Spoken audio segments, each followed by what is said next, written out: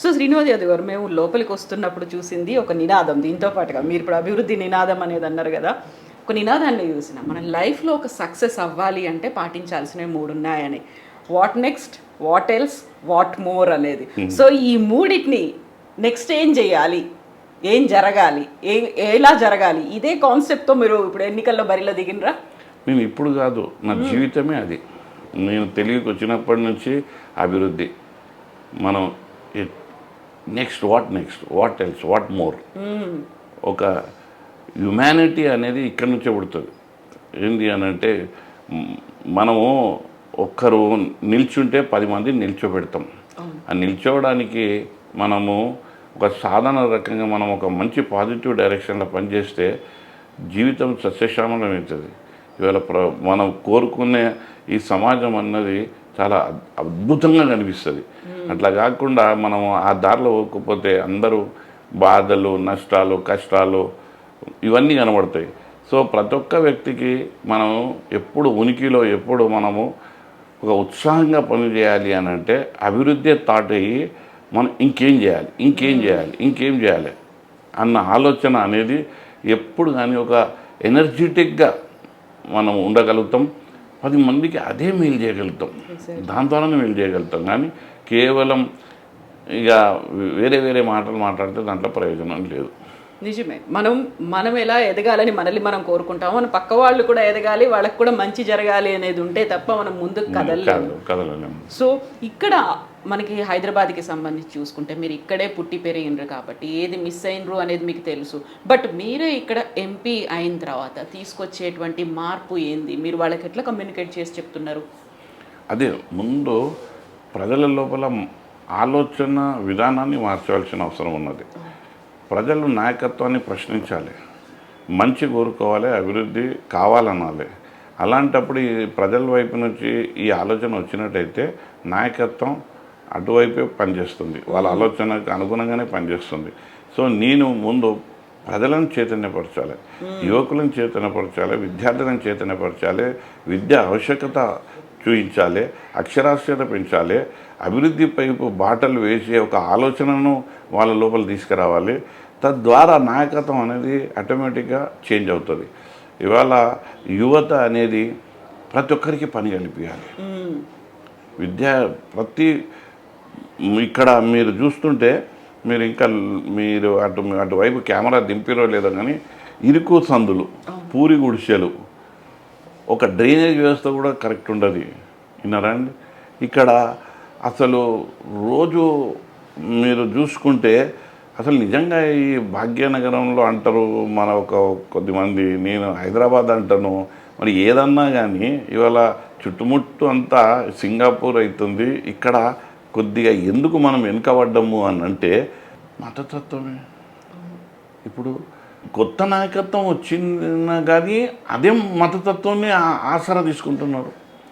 ఇప్పుడు ఈ గోస్వామిలకు ఇక్కడ ఉన్న వ్యక్తి ఎమ్మెల్యేగా ఉంటూ ఎప్పుడు కానీ ఎన్నికలు వస్తే మతం వాడుకొని ఓట్లు వేయించుకొని మళ్ళా కనుమరుగైపోతుండే. ఇది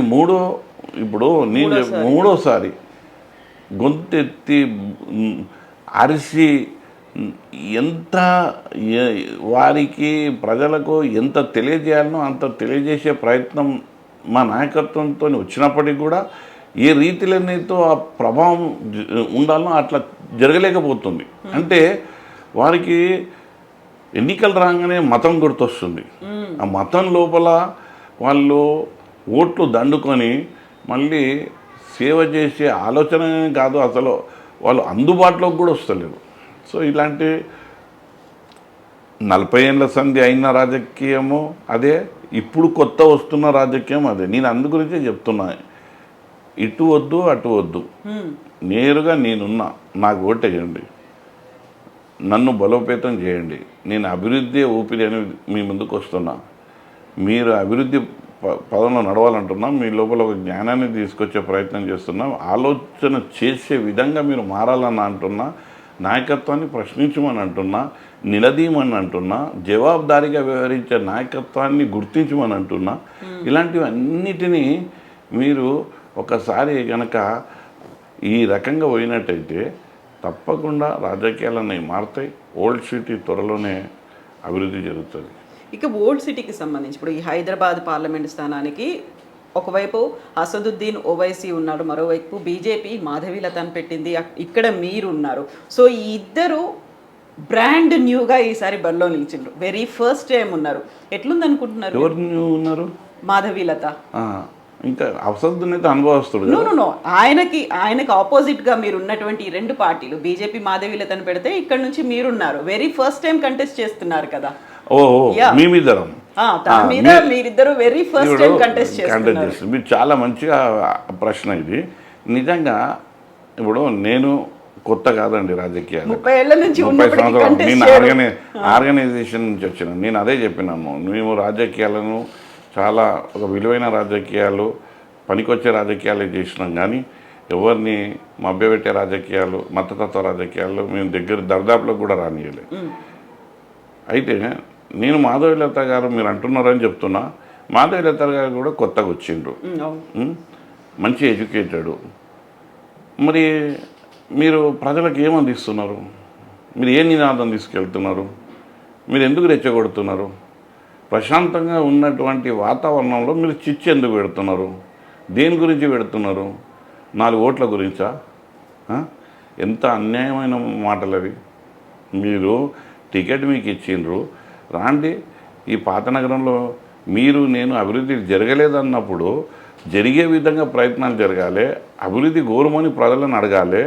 అలాంటి రాజకీయాలు చేయకుండా కొత్తగా వచ్చి భాష మార్చి లేనిది భాషను అడాప్ట్ చేసుకొని చెప్పే ప్రయత్నం చేస్తూ ప్రజలను రెచ్చగొడుతూ విద్వేషాన్ని పెంచుతూ మీరు చేస్తున్న రాజకీయము నిజంగా మీరు కొత్తనే అనిపిస్తుంది. మీకు అనుభవం లేదు అని అనిపిస్తుంది. మీరు కావాలని చేస్తున్నారా అనిపిస్తుంది. ఎందుకు అని అంటే అటువైపు ఇప్పుడు మీరు యాంకర్గా ఉన్నారు, మీరు పెద్ద పెద్ద మీడియా హౌస్లో పనిచేసారు. ఈ 10 సంవత్సరాలు ఏమన్నా అట్లా జరిగినాయా? ఎందుకు వస్తుంది రజాకర్ల మాట? ఎందుకు ఏ ఎన్నికల లోపల ఏ ప్రచారాన్ని అడ్డుకొని ఎవరిపైన రాళ్ళు వేశారు? ఎవరు వేసారు? మీరు ఎందుకు అలాంటి భాషను వాడుతున్నారు? నేనేమంటున్నా, హిందూవాది, నేను కూడా హిందూవాది. నీ సంస్థ పేరు విరంచి, నా సంస్థల పేరు హైందవి. ఇవాళ మీకు హైందవి అని అంటే పోయి మీకు ఇంకా తెలియదు కాదు, మీరు రోజు పుస్తకాలు చదువుతారు కాబట్టి మాధవీలత గారు హైందవి అని అంటే దాని మూలాలు ఏంది, ఎక్కడి నుంచి ఆ పదం పుట్టింది అన్నది మీరే చెప్పగలుగుతారు. సో అలాంటి హిందుత్వవాది నేను, కానీ హిందుత్వవాదిని రాజకీయాలకు ఏం పని? రాజకీయాల్లో హిందుత్వవాది ఏం పని చేస్తుంది? మానవతావాదం ఉండాలి కానీ మత విద్వేషం ఉండద్దే, మాటకారితనం ఉండదు కానీ పరోపకారితనం ఉండాలనే. పుస్తకాల నాలెడ్జ్ అవసరం లేదు, ప్రాక్టికల్ నాలెడ్జ్ అవసరం కదా. ఇవన్నీ కాకుండా నువ్వు కొత్తగా వచ్చి నువ్వు మాట్లాడుతున్న భాష నిజంగా హైదరాబాద్లో అమాయకులను రెచ్చగొట్టే ప్రసంగం అనిపిస్తుంది. మా లాంటి వాళ్ళు ప్రజలు ఆ రెచ్చగొట్టే భాష నిజంగా నేను చెప్తున్నా, యువకులకు విద్యార్థులకు ఆ భాషల ఎందుకు మీరు ఆకర్షితం అయ్యే అందులో ఏమీ లేదు. అందులో ఆ భాషలో ఏమీ లేదు, అందులో ఆకర్షితం అయ్యే దాన్ని కొద్దిమందికి అబ్బా అనిపించచ్చు. కానీ నేను అడుగుతా మాధవీలత గారి, నీ పిల్లలకి ఇదే బోధిస్తావా? మతతత్వం రజాకారులని నీ పిల్లల్ని ముగ్గురిని కూర్చోబెట్టుకొని నువ్వు ఇవి బోధిస్తావా? బోధించవే. ఇంకో బ్రాంచ్ ఎట్లా తెరవాలి, ఇంకో సంస్థను ఎట్లా తెరవాలి, డబ్బులు ఎట్లా సంపాదించాలి, పైకి ఎట్లా రావాలి, ఇది చెప్తావు. మా పిల్లలకి ఏం చెప్తావు? రజాకారులు చెప్తావు, మత విద్వేషాలు నేర్పిస్తావు, రెచ్చగొట్టే ప్రసంగాలు ఇస్తావు. ఇది కాదు.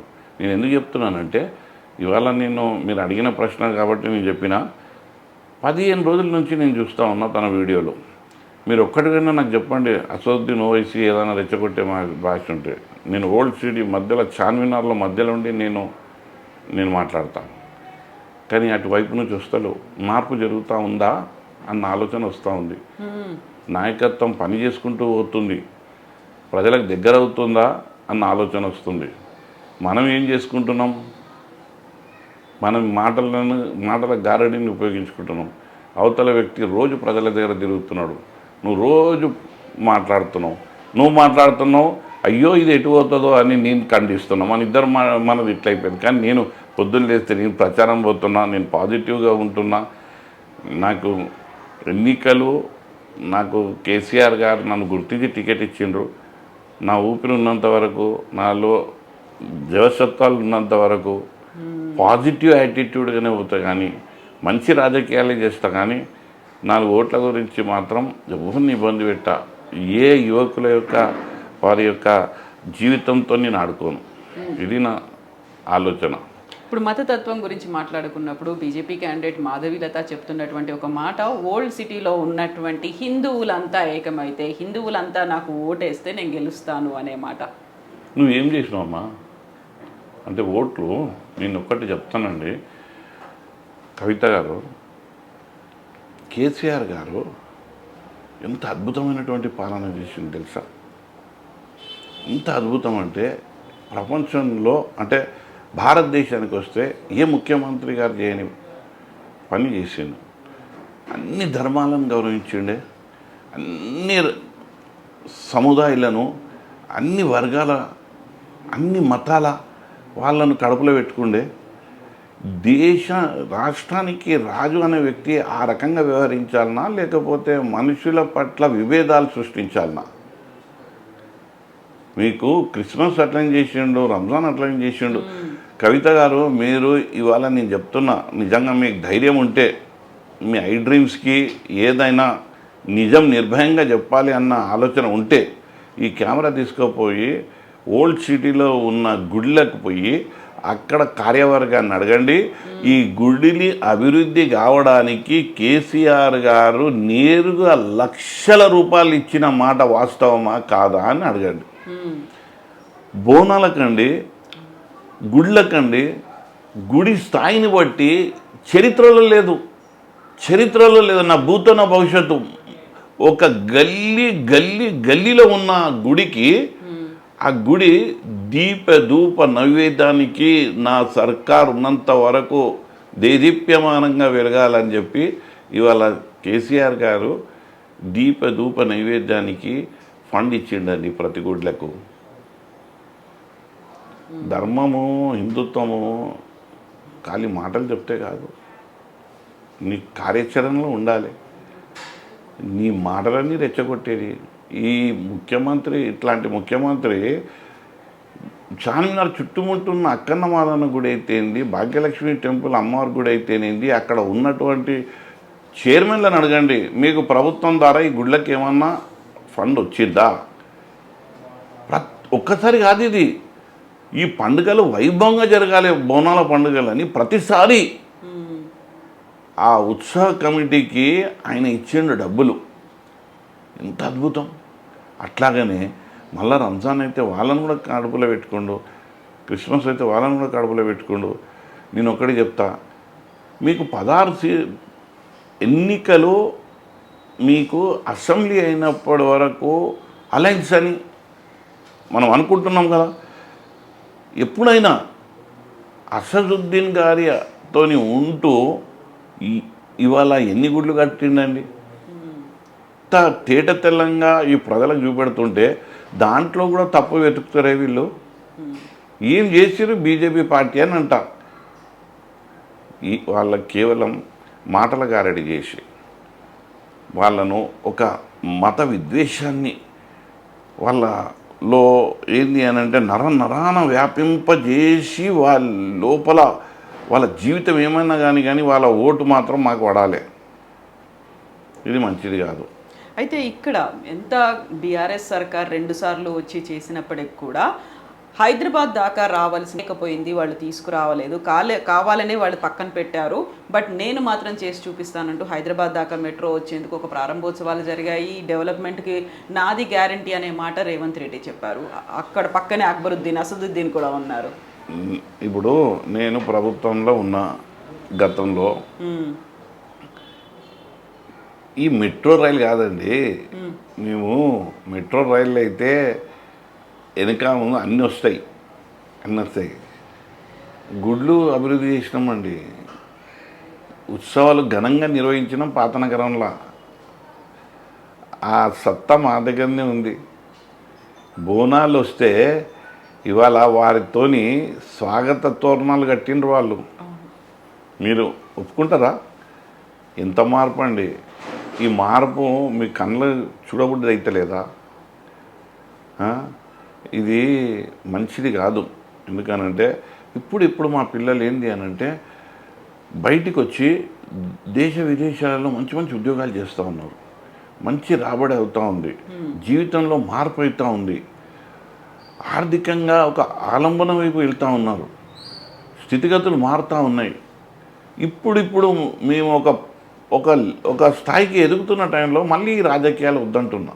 చాలా ప్రశాంతంగా నేను ఐఎమ్ వెరీ సారీ. ఎందుకనంటే I don't want to criticise her, but I request her to change her ideology.